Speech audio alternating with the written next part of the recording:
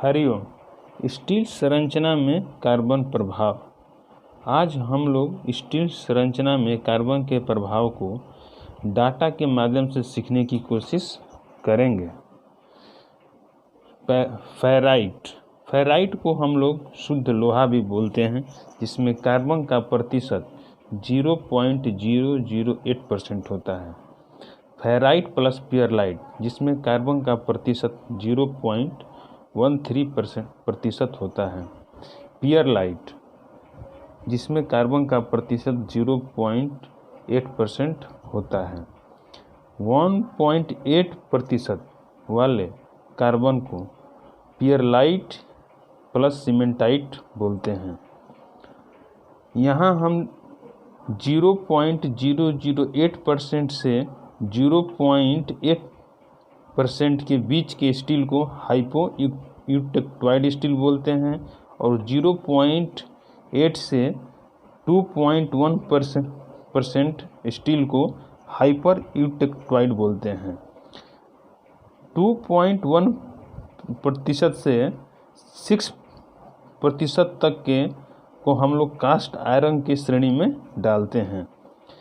पियरलाइट में कार्बन का प्रतिशत 0.8% होता है, जिसको हम लोग यूटेक्टोइड स्टील भी बोलते हैं। यूटेक्टोइड स्टील में 0.8% कार्बन होता है। इसके कहने का मतलब है कि जब कार्बन की प्रतिशत 0.8% हो जाए स्टील में, तो उसको हम लोग यूटेक्टोइड स्टील बोलते हैं। हरिओम। आज हम लोग स्टील की आंतरिक संरचना पर ताप का क्या प्रभाव होता है उसको सीखने की कोशिश करेंगे। उदाहरण के तौर पर हम लोग पानी को लेते हैं। जैसे पानी को जब हम गर्म करते हैं तो जैसे जैसे उसका तापमान बढ़ता है तो पानी का फेज यानी पानी भी लिक्विड से बॉयल होने लगता है, और जब 100 डिग्री सेल्सियस से ऊपर हम अपना गर्म करना जारी रखते हैं तो पानी भाप में बदलने लगता है। उसी तरह स्टील के आंतरिक संरचना पर भी प्रभाव पड़ता है।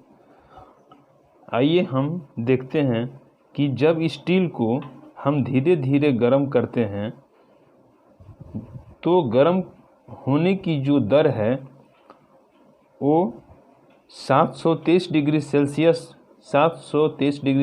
तक तो समान रहती है। जैसा कि यहाँ ग्राफ में दिखाया गया है, यह एक सीधी रेखा है जो हमें यह बताता है कि 723 डिग्री सेल्सियस तक जो हमारा गर्म होने का दर है वो समान है।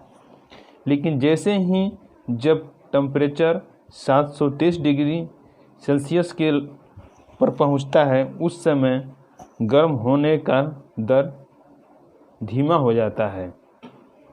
उसके बाद 723 डिग्री सेल्सियस पर धीमा हो जाता है या लगभग बंद की तरह हो जाता है। उसके बाद कुछ समय के लिए धीरे धीरे बढ़ता है और एक निश्चित तापमान पर पहुंचने के बाद, जैसा कि यहाँ हम लोग देख रहे हैं कि यहाँ से फिर धीरे धीरे बढ़ता है और पुनः उसी दर से बढ़ने लगता है। 723 डिग्री सेल्सियस पर तापमान पहुंचने के बाद स्टील को दी गई ऊष्मा का अधिक भाग स्टील की आंतरिक संरचना बदलने में व्यय हो जाता है तथा शेष भाग उसका तापमान बढ़ाने में व्यय होता है। इसी वजह से 723 डिग्री सेल्सियस तक जब हम गर्म करते हैं तो वहाँ पे 723 डिग्री सेल्सियस तापमान पर पहुँचने के बाद स्टील का ये गुण दिखाई देता है। ठीक इसी प्रकार कूलिंग करते समय भी ग्राफ का यही लाइन हमें दिखाई पड़ता है कि जब उसको हम ठंडा करते हैं तो एक निश्चित तापमान पर पहुंचकर कूलिंग होने का जो दर है वो धीमा हो जाता है। जिस तापमान